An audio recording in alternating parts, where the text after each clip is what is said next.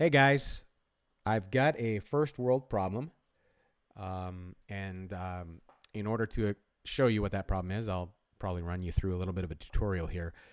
I use Ableton Live version 10 along with OnSong. And Ableton Live controls all of these song selections and and moving throughout the sections of the song.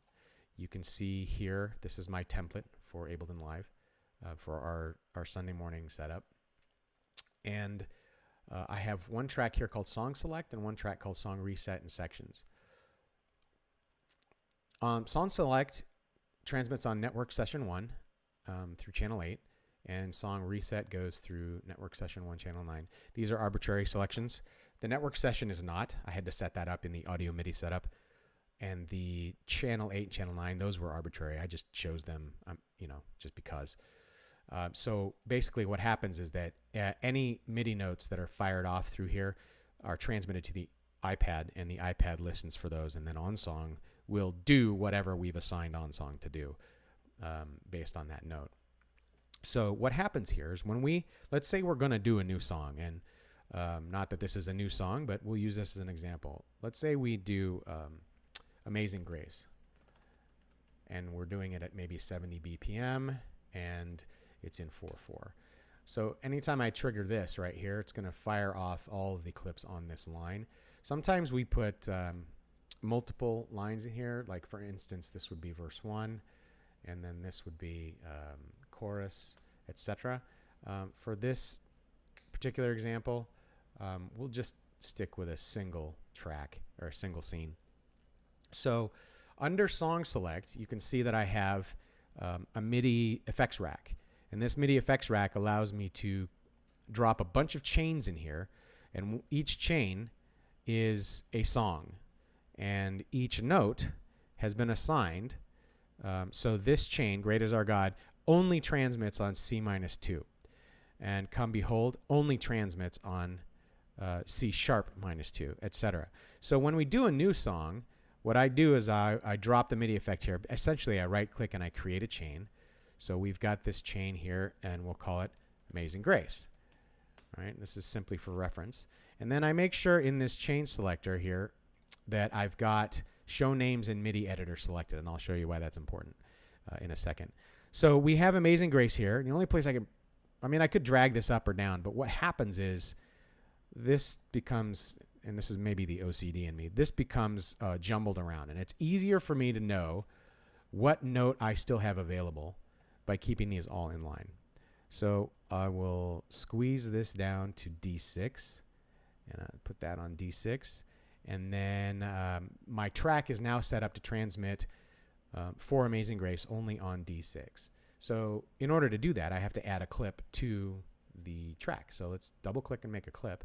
I'll name it just for reference because I can save this clip and use it in other sets. And I'll make sure it's not looping, and I'll also make sure it doesn't have any quantization on it. I want it to start immediately when I click it. I don't want it to start at the downbeat of the next song because it is the next song. I want the music to already be loaded when it fires off. And so when you select the clip, you'll notice down here in the MIDI note editor that it shows up at the top. And so right now we've set up Ableton to transmit to OnSong.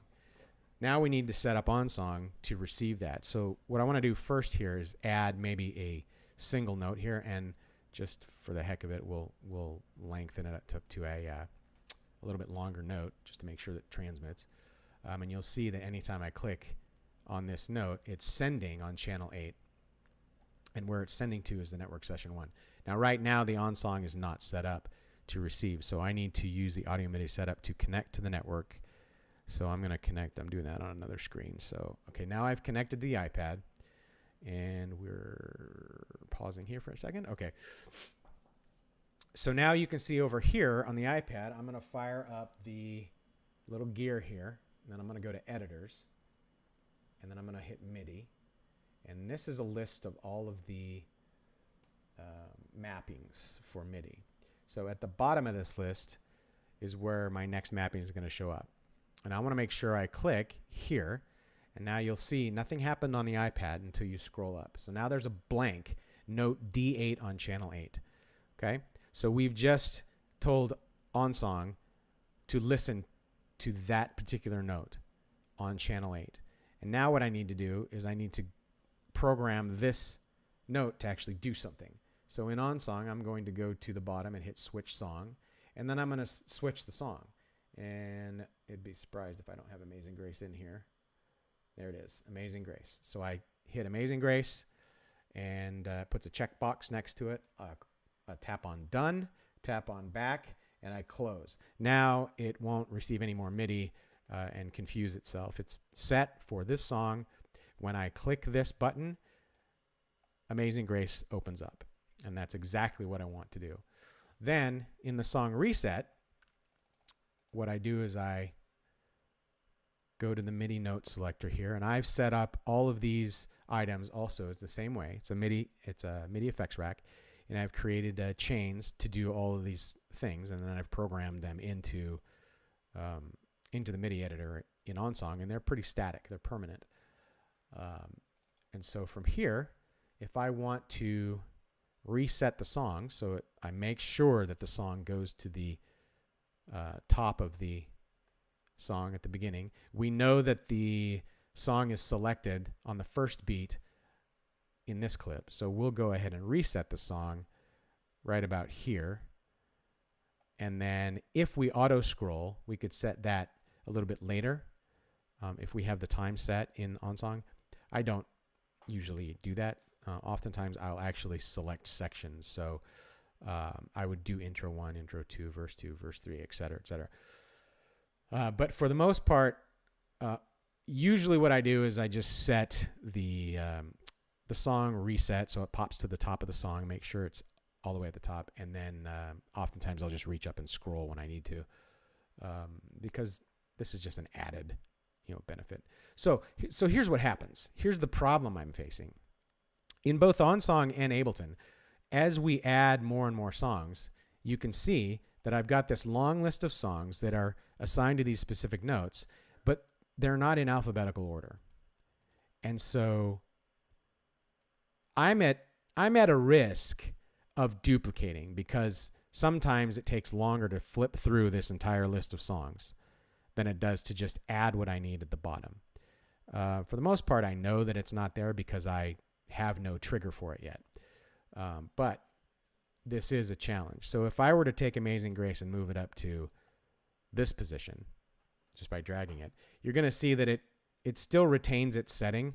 Amazing Grace is on this note, but it gets ugly. It starts to bounce around. So adding an additional song, if I did it alphabetically, it's going to be challenging to make sure that I get the very last note, because I'm going to end up scrolling through this whole list to identify which note is the furthest right. And then I would just simply choose the next note over the next time I create a new song if I wanted to keep this in alphabetical order. There's no way to automatically, that I know of, there's no way to automatically organize this in alphabetical order. And let's see, is that, yeah, okay, it moves to the bottom. And there's also no way to organize in OnSong all of the MIDI in alphabetical order. What I'm looking for is a solution where I can actually use a text editor or some sort of editor to manually assign the MIDI notes that are coming into OnSong to specific songs so that I could better organize everything.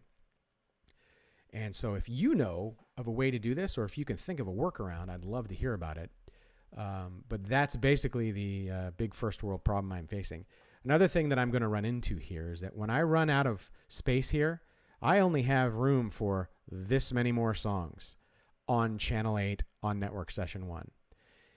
If I add a network session 2, I'm going to start confusing the computer. It just doesn't seem to work very well. So if I have 128 songs, which is the number of notes there are here, and I do a 129th song, I'm going to have to create an entirely new song selection track with a brand new MIDI rack. But I'm going to have to choose another channel here. I'm going to maybe go channel 10. Or maybe I would jump up to channel 10 on this and put this one at channel 9. But anytime I were to do that, it's going to make all kinds of mappings inconsistent. I'm going to have to reprogram the OnSong app, and it would just be a pain in the butt. So this would end up being channel 10, or this would stay at channel 8, but the new one would be channel 10. And so I could start recording, 0 through 127 or 1 through 128 on OnSong with that. Now I know that this is probably better managed when you have a smaller library of songs, but we don't. We have a pretty big library of songs, and there they are, and we still have more. So if you have figured out a way to better organize this system to keep it in alphabetical order without going haywire in your brain, I'd love to know about it. If this was helpful at all, give me a thumbs up, hit that bell, subscribe to the channel. I like putting up stuff like this. Helps me learn, and it helps you learn. So I appreciate you watching. If you have any questions, let me know. Thanks.